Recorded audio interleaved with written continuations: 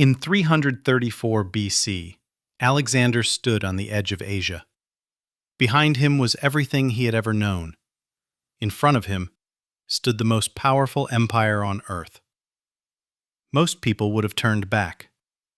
Alexander moved forward. And that's what separated him from almost everyone else. Not intelligence, not talent, not luck. Action. Today, most people have the opposite problem. We research, we plan, we overthink, and somehow we convince ourselves we're making progress. Alexander encountered this exact dilemma at the Granicus River. His most experienced general was a man named Parmenion. Parmenion told him to wait until morning, find a safer crossing. Alexander disagreed. He charged across immediately. It nearly got him killed. A Persian noble raised an axe above Alexander's head. And then Cletus intervened. Alexander survived by inches. Now here's the important part. The battle wasn't won because Alexander was fearless. It was won because Alexander moved before he had certainty. And this pattern repeated itself throughout his life. 3 years later came Gaugamela, the battle that would decide the Persian Empire.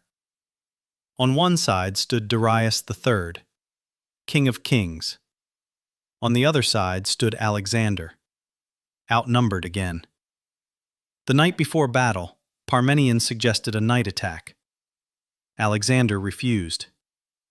The next day he attacked directly, and once again he won. Most people think confidence creates action. Alexander's life suggests the opposite. Action creates confidence.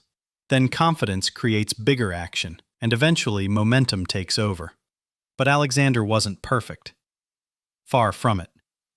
Years later in India, during a siege against the Malians, Alexander became impatient. So he climbed the wall himself. The ladder broke, and suddenly Alexander was trapped. He was shot through the lung. Many thought he would die. His willingness to act wasn't always smart, but it was always real. Most people today have the opposite problem. Not too much action. Too much hesitation. When people hear the name Alexander the Great, they think about conquest. I think about speed, decision speed, because history rarely belongs to those who wait. It belongs to those who move. The question is, what are you still waiting for?